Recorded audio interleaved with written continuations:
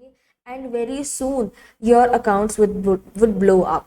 So it's very important कि आप money management के ये 7 टिप्स को हमेशा फोकस में रखें और इनको हमेशा अपनी ट्रेडिंग स्टाइल में, अपनी ट्रेडिंग स्ट्रैटेजी में इनको यूज़ करें, ताकि आप अपने अपने जो अकाउंट्स हैं आपके, उनको लॉन्ग टर्म तक अपनी अपॉर्चुनिटीज़ को बनाए रखें और अपने आप को बहुत ज़्यादा टाइम के लिए ट्रेडिंग में इन्वॉल्व रख पाए। Hello students, welcome to Nifty technical. This is the continued session of novice module. अभी हमने अपने लास्ट सेशन में जाना कि मनी मैनेजमेंट का स्टॉक मार्केट के प्रोफेशन को अगर आप अडॉप्ट कर रहे हैं तो उसमें कितना बड़ा रोल है। मनी मैनेजमेंट आपको इस प्रोफेशन का एक बहुत बड़ा एसेंस है, जो आपको आपकी लॉन्गिटिविटी तो मार्केट में बढ़ाएगा ही, साथ में आपको इतना कैपेबल कर देगा कि आप अपने इमोशंस, आप अपने इनडिसिप्लिन की वजह से कभी भी मार्केट में अपना लॉस नहीं करेंगे।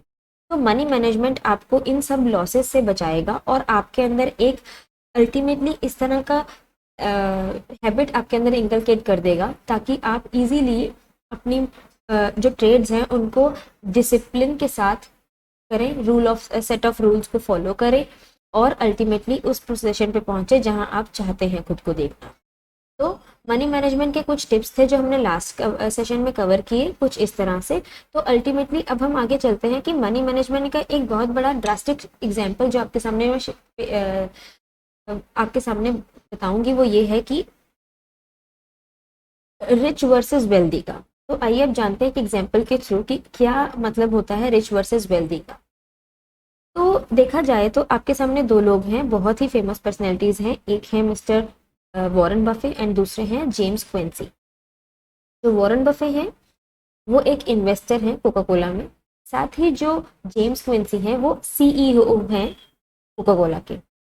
अगर आप बात करें तो आप देख सकते हैं made 592 million just in dividend income in 2017 from Coca-Cola.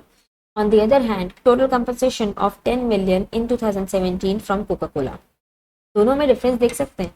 It is not necessary कि आप रिच हैं तो आप वेल्दी भी होंगे, बट अगर आप वेल्दी हैं तो आप रिच जरूर होंगे।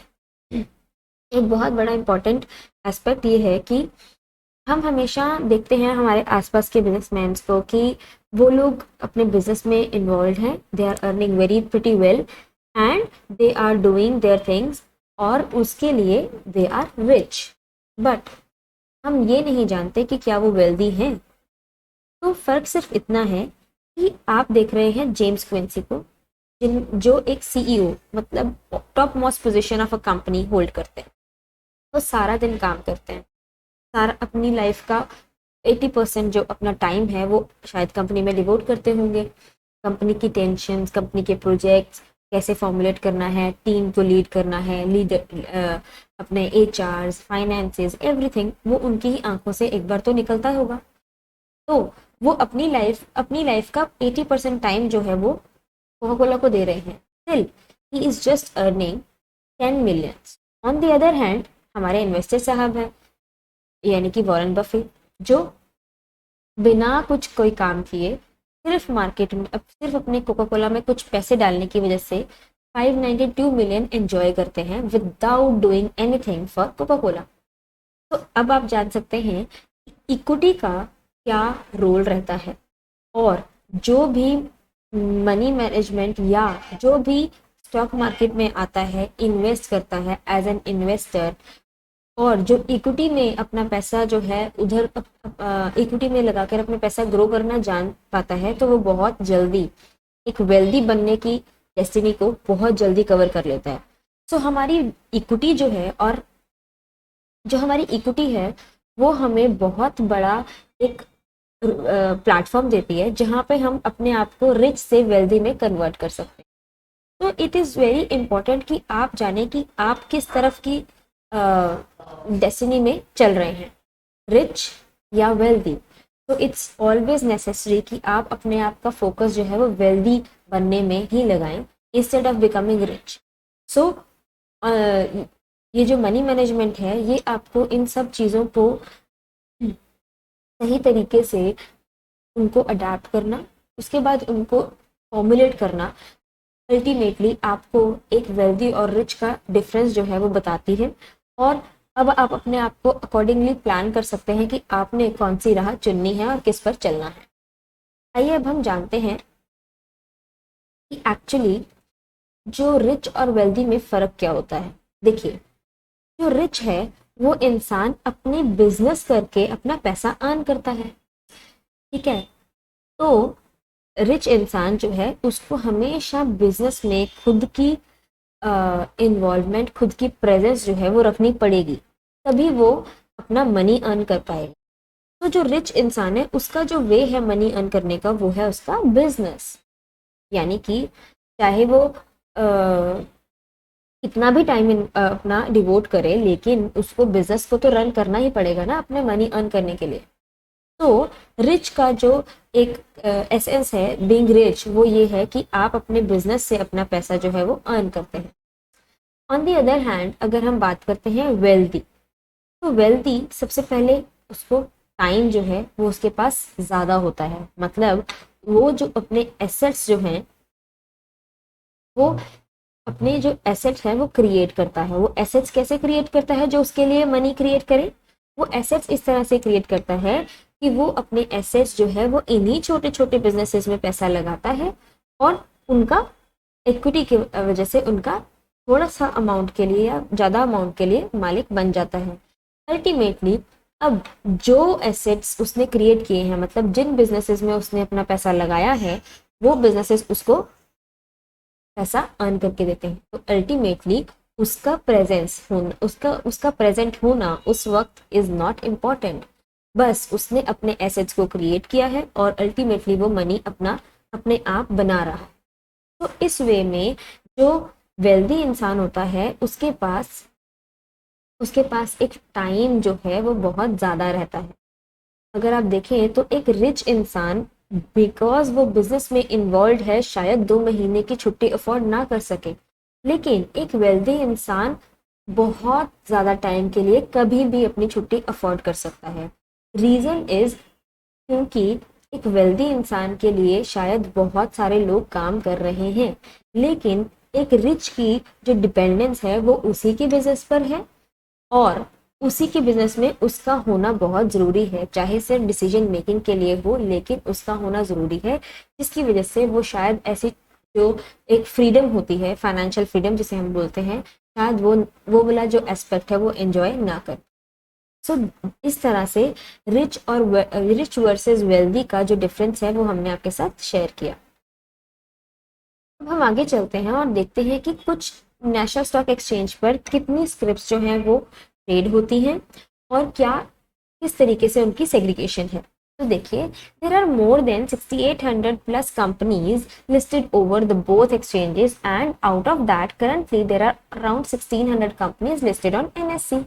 सो दोनों ही एक्सचेंजेस, जैसे हमने पहले डिस्कस किया, हमारी Bombay stock exchange and national stock exchange, इन इन दोनों ही एक्सचेंजेस पे ऑलमोस्ट 6800 प्लस कंपनीज जो हैं वो लिस्टेड हैं।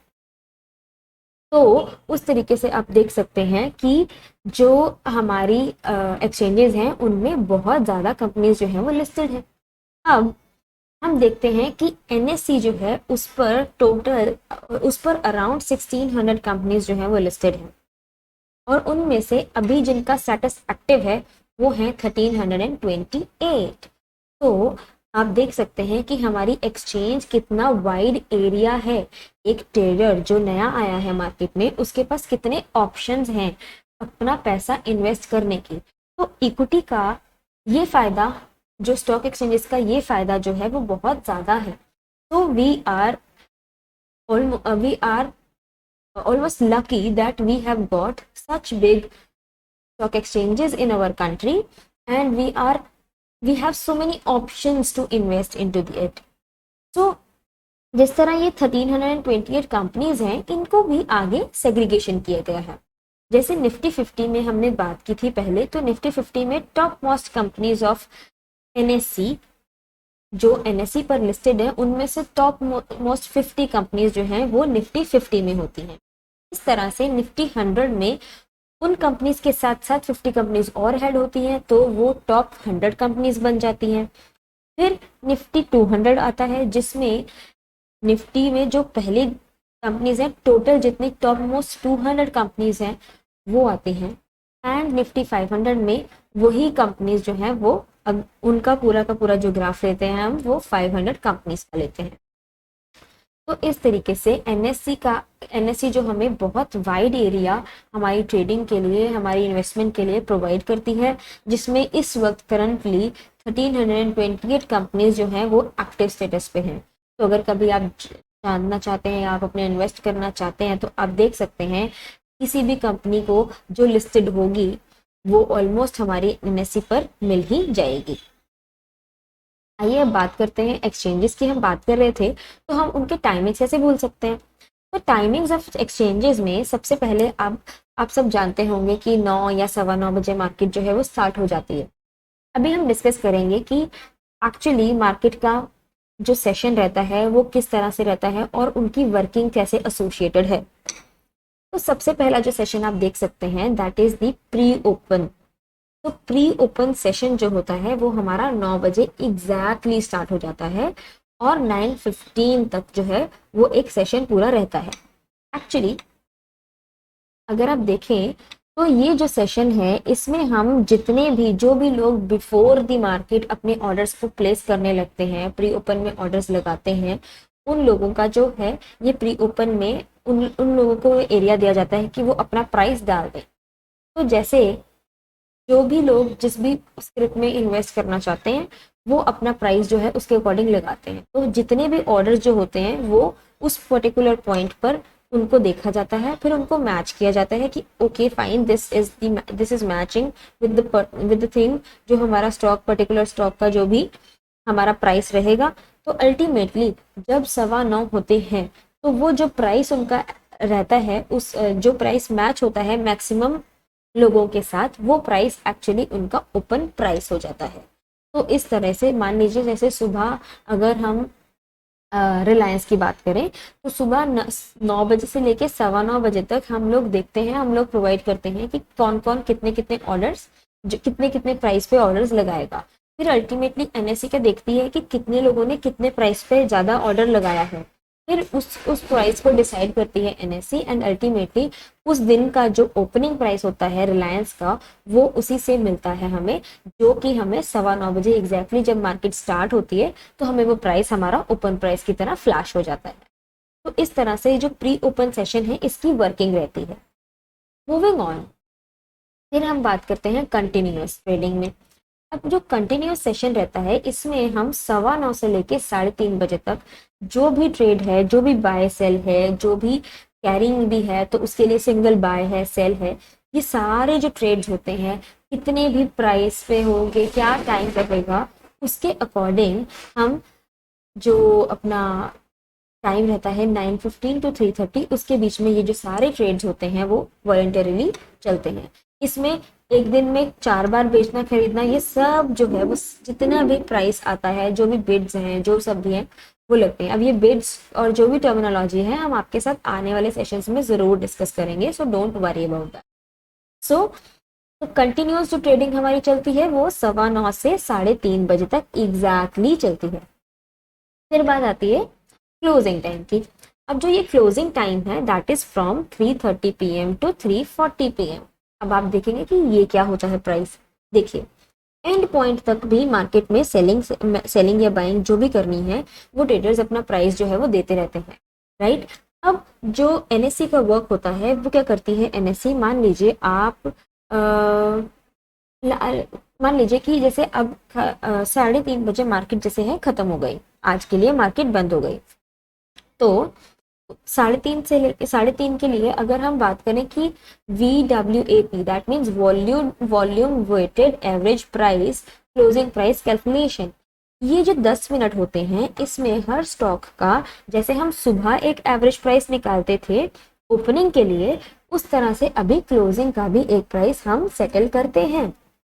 वो जो सेटलमेंट होता है उसमें हम देखते हैं कि मान लीजिए कि उसने जो रिलायंस की जैसे हम बात कर रहे थे, तो आज जो 3:30 बजे मार्केट जब बंद हुई, जिस प्राइस पे 3:30 बजे मार्केट जो क्लोज हुई और उसके पिछले आधे घंटे के बीच में जितना भी वॉल्यूम रहा होगा उसके बेसिस पे जो भी प्राइस रहा होगा उनको सेटल करके हम एक प्राइस निकालते हैं, जिस पे हम अपने एंड टाइम वाले जो भी ट्रेड्स होते हैं उनको सेटल करते हैं। मान लीजिए किसी ने बोला था मुझे इस टाइम पे इस वक्त पे ये बाय करना है, तो वो अल्टीमेटली अपने जो ट्रेड्स हैं उनको क्लोज करते जाते हैं करते जाते हैं करते जाते हैं। तो इसलिए 3:30 से लेके 3:40 तक एक ऐसा सेशन रहता है जिसमें वो क्लोजिंग प्राइस की कैलकुलेशन करते हैं और अल्टीमेटली उसको अपडेट कर देते हैं। तो इस तरह से जो सुबह प्री ओपन सेशन में हम स्टॉक का ओपनिंग प्राइस देख पाते हैं, और जो क्लोजिंग सेशन में 3:30 टू 3:40 का जो टाइम रहता है उसमें हम उनका एक उस पर्टिकुलर डे के लिए उस स्टॉक का एक क्लोजिंग प्राइस ले पाते हैं, जिसे हम बोलते हैं volume weighted average price, VWAP. That is the closing price that is calculated during the time of 3:30 to 3:40, right? फिर हमारा जो लास्ट सेशन आता है that is post close, that comes from 3:40 to 4 PM. अब इसमें क्या होगा, जो भी लास्ट क्लोजिंग प्राइस पर जो भी ट्रेड्स लेना चाहते हैं तो वहां पर हम उस प्राइस पे जो हमने WAP ये प्राइस जो है, ये जो हमारा प्राइस बन के आया है, अब इस प्राइस पर जो भी एंड टाइम पे ट्रेड जो है उनकी एग्जीक्यूशन होती है और अल्टीमेटली हम उनको वो वाला प्राइस थमा देते हैं जो हमने यहाँ पर कैलकुलेट करके निकाला होता है। तो इस तरीके से जो स्टॉक मार्केट के जो हमारी एक्सचेंजेस हैं NSE, उसके ये टाइमिंग्स रहते हैं और इस टाइमिंग में 4 सेशंस रहते हैं जिसमें NSE अलग अलग तरीके का काम करती है।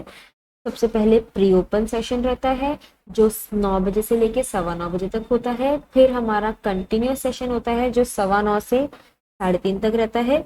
अल्टीमेटली फिर हमारा लास्ट जो सेशन रहता है BWAP का, that is the closing session, and then ultimately the post close session which is from 3:40 to 4 PM. तो इन दिस वे हमारा जो वर्किंग है एक्सचेंजेस की वो चलती है। अभी हमने डिस्कस किया कि हमारे क्या टाइमिंग्स रहती हैं स्टॉक मार्केट, क्या हमारी टाइमिंग्स रहती हैं जो हम लोग एक्सचेंजेस में काम करते हैं। अब हम डिस्कस करेंगे कि किस किस तरह के ट्रेड्स जो हैं वो हम एक ट्रेडर जो है वो डालता है और हम उस ट्रेड के बेसिस पे उनको हम सेग्रीगेट कर सकते हैं कि ये किस तरह का ट्रेडर है। तो जैसे हम बात कर रहे हैं टाइप्स ऑफ ट्रेड, तो और यहाँ पर इस तरफ आप देख सकते हैं वो है टाइम पीरियड। देखिए सबसे पहले जो है मैं आपको पोजिशनल से स्टार्ट करूंगी। तो पोजिशनल जो है वो इस तरह का ट्रेड होता है जो हम पर्टिकुलरली कुछ वीक्स के लिए करते हैं या फिर उसको हम अल्टीमेटली ईयर्स में भी रख सकते हैं। तो जब आप एक ही दिन में सौदा नहीं काटते हैं, मान लीजिए कि आपने आज कोई रिलायंस जो है वो बाय किया और आप सोच रहे हैं कि 3 साल बाद या 3 हफ्ते बाद या 2 महीने बाद जो रिलायंस है अगर अभी 100 रुपये पे चल रहा है तब ये 200 रुपये पे होगा या 150 पे होगा। तो उस टाइम ड्यूरेशन के लिए जब आप अपना ट्रेड को होल्ड करके रखते हैं, पकड़ कर रखते हैं, उस ट्रेड को हम पोजिशनल ट्रेड बोलते हैं और उस ट्रेड की जो वैलिडिटी रहती है वो वीक्स टू ईयर्स में रहती है। तो आप जिस भी ट्रेड को आप वीक्स में ले जाते हैं या ईयर्स तक रखते हैं उसको हम पोजिशनल ट्रेड बोलते हैं।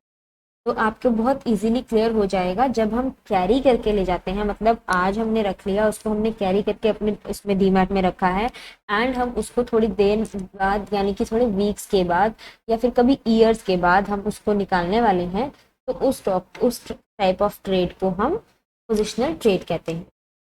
मूविंग ऑन, अब हम बात करते हैं स्विंग ट्रेडिंग की। तो स्विंग ट्रेड्स कौन से ट्रेड्स होते हैं?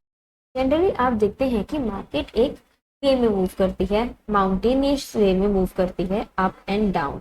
तो इन दिस वे अगर हम एक स्विंग को कंसिडर करें तो आप वो बहुत ही टेक्निकल चीज़ है कि जिस पे हम चार्ट पे हम देख पाते हैं कि स्विंग एक्चुअली होती क्या है। तो in this way swing trade यानी कि आप अगर आज मतलब कुछ दिनों के लिए या कुछ एक हफ्ते के लिए या 2 हफ्ते के लिए जब आप ट्रेड करते हैं, यानी कि आपने अभी रखा है और आप एक्सपेक्ट कर रहे हैं कि ये जो पर्टिकुलरली प्राइस है इस स्टॉक का वो 3 दिन बाद या 10 दिन बाद या 1 हफ्ते बाद या 2 हफ्ते बाद इतना हो जाएगा, तो उस चीज को हम स्विंग ट्रेडिंग बोलते हैं, स्विंग ट्रेड्स बोलते हैं। स्विंग ट्रेड्स होते हैं डेज टू वीक्स में। फिर हम बात करेंगे इंट्राडे की। अब जो इंट्राडे होता है, जैसे it shows it from the name, intraday is आज के दिन में, दिन के अंदर इंट्रा। तो वहां पर जो इंट्राडे ट्रेड्स होते हैं उसमें क्या होता है, जैसे हमने टाइमिंग की डिस्कशन की, जैसे यहाँ पर हमने देखा कि कंटिन्यूस सेशन जो रहता है मार्केट का वो 9:15 से 3:30 के बीच में होता है। तो अगर आप कोई भी ऐसा ट्रेड ले रहे हैं which is happen to be in the timings of 9:15 to 3:30, माने आप अगर ऐसा कोई ट्रेड ले रहे हैं जो सुबह 9:15 बजे के बीच बीच में से लिया और 3:30 से पहले पहले निकाल दिया, मतलब आपने बाय सेल या सेल बाय जो भी किया वो अगर आपने 9:15 से लेके 3:30 के बीच में कर दिया, तो अल्टीमेटली उसको हम इंट्राडे ट्रेड बोलते हैं। तो इसकी जो वैलिडिटी होती है that is for the particular day, उसी दिन के लिए होती है, तो इसलिए हम उसको इंट्राडे ट्रेड्स बोलते हैं। फिर हम बात करते हैं स्कैल्पिंग पे। स्कैल्पिंग एक बहुत ही छोटा सा टाइम ड्यूरेशन का जो होता है, उसमें वो उस टाइप का ट्रेड होता है। बेसिकली वो सिर्फ मिनट्स के लिए चलता है। तो जनरली अगर आप मार्केट में देखेंगे तो स्कैल्पिंग जो नॉर्मल ट्रेडर्स होते हैं वो स्कैल्पिंग पे विश्वास नहीं करते हैं, क्योंकि उसमें बहुत ज़्यादा कम टाइम में उसमें एग्जीक्यूशन होता है। तो लोगों को एग्जीक्यूट करने में या अदरवाइज उसकी बाइंग सेलिंग करने में लोगों को प्रॉब्लम रह सकती है। तो लोग, बहुत कम लोग हैं जो स्कैल्पिंग को अडेप्ट करते हैं और उसको यूज करते हैं। But scalping is a type of trade जो आप बहुत ही कम टाइम के लिए लेते हैं। So it is very important कि आप अपने ट्रेड्स को पहचानें और फिर देखें कि आप किस तरह के ट्रेडर हैं। आप स्कैल्पिंग तो नहीं करते, आप इंट्राडे करते हो या आप स्विंग करते हो या पोजिशनल करते हो। जनरली स्कैल्पिंग को हम थोड़ा सा ट्रेडर की पॉइंट ऑफ व्यू से थोड़ा सा नेगेटिव में रख सकते हैं। रीजन बीइंग क्योंकि बहुत ही कम ड्यूरेशन में है, तो इट सीम्स कि थोड़ा जो है कि वो बहुत ही पैनिक वे में उसका जो है वो एग्जीक्यूशन रहता है। इसलिए there is a very fine line between scalping trading and हमारा जो है वो स्विंग ट्रेडिंग। तो इस तरह से हमारे जो हैं वो टाइप्स ऑफ ट्रेड्स हैं, जिसमें स्कैल्पिंग, इंट्राडे, स्विंग, पोजिशनल है और उनके अकॉर्डिंग उनका टाइम ड्यूरेशन दिया है। जितने टाइम के लिए वो अवेलेबल रहते हैं उसको हम उस कैटेगरी में डाल देते हैं। मूविंग ऑन, अब हमारे पास है प्राइस। तो आपने अक्सर देखा होगा ये जो प्राइस भी है, प्राइस हमारे पास बहुत तरह का होता है। अब हम जानेंगे कि क्या क्या मेन जो उसकी टर्मिनोलॉजी है वो किस तरह से है। तो सबसे पहले है last traded price, that means it is the price जो हम पर्टिकुलरली इस टाइम पर, मतलब जो लास्ट किसी इंसान ने अपना बाइंग या सेलिंग का प्राइस जो है वो उसका एग्जीक्यूट हुआ और वो प्राइस उसको मिल गया। मान लीजिए आपने रखा कि आप रिलायंस को 100 रुपये पे खरीदेंगे, तो आपने देखा कि 100 रुपये पे खरीदने के लिए आप खड़े हैं, साथ में कोई और 100 रुपये 10 पैसे पे खरीदने के लिए खड़ा है। तो जब सेलर जो आएगा उसको एक जो है वो ज़्यादा प्राइस दे रहा है एज कम्पेयर टू एक जो कम प्राइस दे रहा है, तो वो हमेशा उसको ज़्यादा प्राइस वाले पे बेच देगा, राइट। तो इस तरीके से हम जब हम जब कोई भी स्टॉक को खरीदने के लिए खड़े रहते हैं, अपनी बिड्स लगाते हैं, तो अल्टीमेटली वहाँ पर लास्ट ट्रेडेड प्राइस रहता है। वो लास्ट ट्रेडेड प्राइस वो प्राइस होता है जिस प्राइस पर जो स्टॉक है उसका शेयर बिका या खरीदा गया है। तो इसलिए लास्ट ट्रेडेड प्राइस जो है वो LTP कहलाता है। इट इज़ वेरी इंपॉर्टेंट क्योंकि हम उसको देख के ही अल्टीमेटली देखते हैं कि करंट मार्केट प्राइस क्या चल रहा है, तो वही लास्ट ट्रेडेड प्राइस एक्चुअली कहलाता है। फिर ओपन प्राइस, जैसे हमने अपने लास्ट अपने इस मॉर्निंग सेशन में देखा था कि हम एक प्री ओपन सेशन के बीच में अपना एक ओपनिंग प्राइस निकालते हैं, वही प्राइस जो होता है हमारा ओपन प्राइस होता है। जैसे सुबह के टाइम पे जब एक जो स्टॉक है वो जिस प्राइस पर ओपन हुआ तो उस प्राइस को हम ओपन प्राइस बोलते हैं। सिमिलरली क्लोजिंग प्राइस होता है। आज जैसे मार्केट 9:15 से लेके 3:30 तक चली और 3:30 बजे जो भी प्राइस उस स्टॉक का रहा जिसपे लास्ट जो है वो ट्रेड हुआ, एग्जीक्यूट हुआ, यानी कि वो 3:40 के बाद वाला जो प्राइस रहेगा WVWAP, volume weighted average price, that would be your closing price. तो opening price is the price जो जब मार्केट ओपन होती है तब जो प्राइस हमें मिलता है, और close price is the price जो जब मार्केट क्लोज होती है उस टाइम पे जो हमें प्राइस मिलता है उसे हम क्लोज प्राइस बोलते हैं। फिर आता है डे हाई। मान लीजिए एक कोई स्टॉक है वो 100 रुपये से चला, 100 रुपये से चला और चलते चलते उसने 110, 120 या 130 भी, 110 या 115 मारा, 130 मारा, तो 130 पॉइंट जो है वो उसका हाई हो गया। उसके बाद वो 130 के बाद नीचे आता रह गया, 122, 125, 123, कुछ भी प्राइस आता रह गया, मतलब 130 के ऊपर नहीं गया। तो जो 130 रहेगा वो उस पर्टिकुलर डे के लिए हाई प्राइस रहेगा, उसको हम डे हाई बोलते हैं, यानी कि आज के दिन का हाईएस्ट प्राइस जो है वो डे हाई कहलाता है। सिमिलरली डे लो होता है।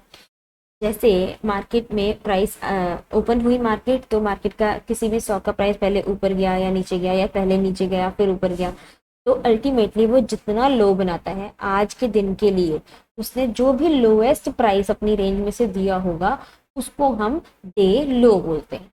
तो आप देख सकते हैं हमने जाना LTP ओपन प्राइस, LTP वो प्राइस जो लास्ट ट्रेड हुआ है price, open price is the price जो हमने प्री ओपन सेशन में निकाला था, closing price is the price जो हमने क्लोजिंग सेशन में निकाला था, day high is the price जो दिन का हाईएस्ट प्राइस है, day low is the price जो दिन का लोएस्ट प्राइस है, और अल्टीमेटली 52 वीक हाई। मान लीजिए मार्केट चलती है और हम सब जानते हैं कि साल में 52 वीक्स होते हैं, यानी कि 52 वीक्स में एक साल का जो हाई होता है, यानी कि 52 वीक हाई, पिछले 52 वीक्स में से अब का अगर हाई जो है वो हाईएस्ट हाई है, उसको जो भी हाई रहता है उसको हम 52 वीक हाई बोलते हैं। ये जो प्राइस होता है ये आफ्टर 52 वीक्स ही कैलकुलेट होगा अल्टीमेटली, क्योंकि हमारे पास कंपेयर करने के लिए तो 52 वीक्स होने चाहिए ना। तो इस तरीके से हम 52 वीक्स के बाद देखते हैं क्या मार्केट ने 52 वीक हाई में मार्केट ने कौन सा अपना 52 वीक हाई जो है वो बनाया है। तो इस तरह से ये जो है वो प्राइस की सेग्रीगेशन है। मूविंग ऑन, अब हमारे टाइप आते हैं ऑर्डर टाइप। देखिए जैसे हम बात कर रहे थे कि आपने कौन सा प्राइस जो है किस प्राइस पे खरीदना या बेचना। अब डिस्कस करेंगे ऑर्डर और ट्रेड। ऑर्डर, मान लीजिए आप एक प्राइस को एक स्टॉक को लेना चाहते हैं और आपका जो मनचाहा प्राइस है वो 100 रुपये है, तो आप ये कहेंगे कि जो भी आपने बिड जो है वो डाली, तो उस बिड पे यानी कि उस प्राइस को हम बोलते हैं ऑर्डर प्राइस, यानी कि एक प्राइस जिसके लिए आपने अपनी इच्छा जाहिर करी या आप खड़े हैं, रेडी हैं कि ठीक है मुझे कोई स्टॉक है वो मुझे 100 रुपये पे चाहिए, उसको हम बोलते हैं ऑर्डर। यानी कि आप ऑर्डर कर रहे हैं, आप बता रहे हैं that I want to take at this price, लेकिन अगर जो वो प्राइस है वो आपको नहीं मिलता है, पर आपने उसको या आपने वो प्राइस ले भी लिया है, मान लीजिए 100 रुपीज पे ही आपको मिल गया है, तो उसको हम ट्रेड बोलेंगे। वो प्राइस जिस प्राइस पर जो ट्रेड है हमारा वो एग्जीक्यूट हो चुका है, उसको हम ट्रेड बोलेंगे।